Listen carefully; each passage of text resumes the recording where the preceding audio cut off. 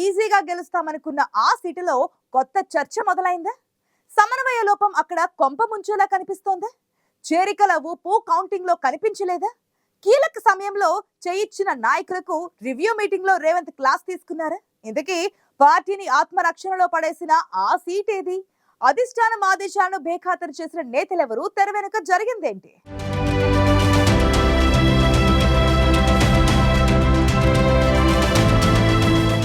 Adilabad parliament స్థానాన్ని దక్కించుకునేందుకు మొదటి నుంచి కాంగ్రెస్ అధిష్టానం స్పెషల్ ఫోకస్ పెట్టింది.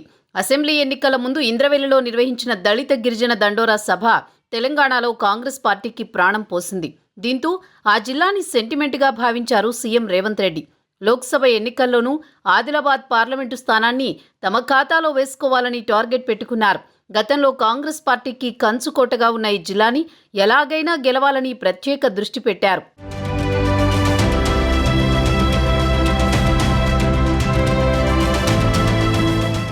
జిల్లా ఇన్ఛార్జి మంత్రిగా ఉన్న సీతక్క కూడా కాంగ్రెస్ ఎంపీ అభ్యర్థితో కలిసి నెల రోజులకు పైగా ప్రచారం నిర్వహించారు.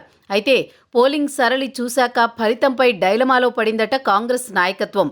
ఆదిలాబాద్ ఎంపీ స్థానంపై గంపెడాసులు పెట్టుకున్న కాంగ్రెస్ పార్టీకి కొంతమంది లీడర్లు హ్యాండ్ ఇచ్చారట.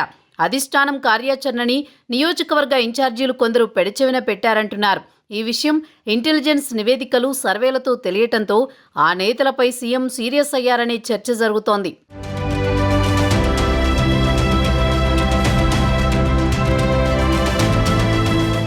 ఎంపీ ఎన్నిక బాధ్యతలు తీసుకున్న ఓ నాయకుడు, అలాగే పార్లమెంట్ ఇన్ఛార్జిగా చెప్పుకున్న నాయకుడు నేనే రాజు నేనే మంత్రి అన్నట్లు చక్రం తిప్పారని, వారిపై అధినాయకత్వం అసహనం వ్యక్తం చేసిందని సమాచారం.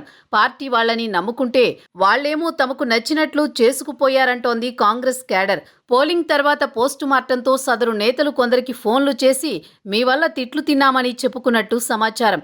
ఆదిలాబాద్ పార్లమెంటు నియోజకవర్గ పరిధిలో 7 అసెంబ్లీ స్థానాలుంటే కేవలం ఖానాపూర్లో మాత్రమే కాంగ్రెస్ ఎమ్మెల్యే ఉన్నారు. మిగతా చోట్ల ఓడిపోయిన నేతలే పార్టీ ఇన్ఛార్జీలుగా ఉన్నారు. అయితే వీరిలో చాలామంది పార్టీలోకి కొత్త నేతల రాకతో ఎన్నికల్లో మనస్ఫూర్తిగా పని చేయలేదని పార్టీకి సమాచారం వచ్చిందట. కొందరు నేతలు వేరే వారిపైకి తోసేసి తామెందుకు ఖర్చు పెట్టాలన్నట్లు వ్యవహరించారట. వారి వ్యవహార శైలితో పార్టీకి నష్టం జరగడంతో నియోజకవర్గ ఇన్ఛార్జీల పనితీరుపై ముఖ్యమంత్రి అసంతృప్తి వ్యక్తం చేశారని గుసగుసలు వినిపిస్తున్నాయి.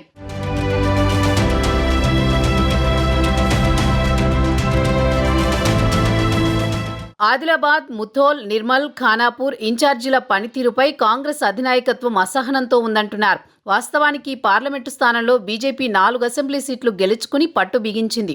అసెంబ్లీ ఎన్నికల తర్వాత కాంగ్రెస్ పార్టీ చేరికలపై దృష్టి సారించింది. సిర్పూర్, ముథోల్, నిర్మల్, బోధ్, ఖానాపూర్ నియోజకవర్గాల్లో మాజీ మంత్రి, మాజీ ఎమ్మెల్యేలు కాంగ్రెస్ పార్టీలో చేరారు.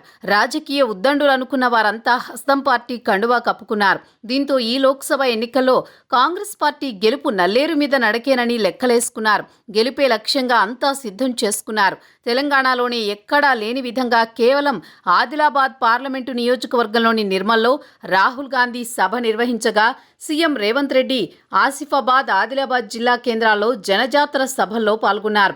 జిల్లా ఇన్ఛార్జి మంత్రి సీతక్క క్షేత్రస్థాయిలో దాదాపు నెలన్నర పాటు అక్కడే మకాం వేసి జోరుగా ప్రచారం చేశారు. అయితే పోలింగ్ తర్వాత నిఘా వర్గాల సమాచారం, సర్వే లెక్కల ప్రకారం ఉమ్మడి జిల్లా నేతల లోపాలు కొట్టొచ్చినట్లు కనిపించాయనే టాక్ జిల్లాలో నడుస్తోంది.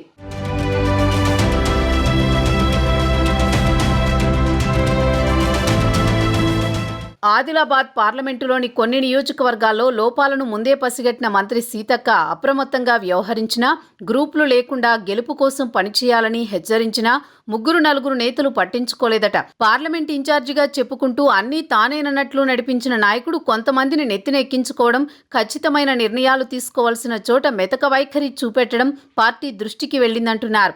పార్టీ ఫండ్ చేరాల్సిన చోటికి చేరకుండా మధ్యవర్తులు అడ్డుపడ్డారన్న చర్చ కూడా అంతర్గతంగా నడుస్తోంది. పోలింగ్ సరళిని బట్టి ఓ అంచనాతో వేసిన లెక్కలే తప్ప ఎవరు గెలుస్తారు, ఏ పార్టీకి ఏ నియోజకవర్గంలో మెజారిటీ వస్తుందనేది ఇప్పటికైతే ఊహాజనితమే. ఓట్ల లెక్కింపు తర్వాత నిర్ణయం తీసుకుంటామనే సంకేతాలైతే ఇచ్చారట కాంగ్రెస్ పెద్దలు. ఈ పోస్టు మార్టంతో జూన్ 4 తర్వాత ఆదిలాబాద్ కాంగ్రెస్ పార్టీలో ఏం జరుగుతుందో చూడాలి మరి.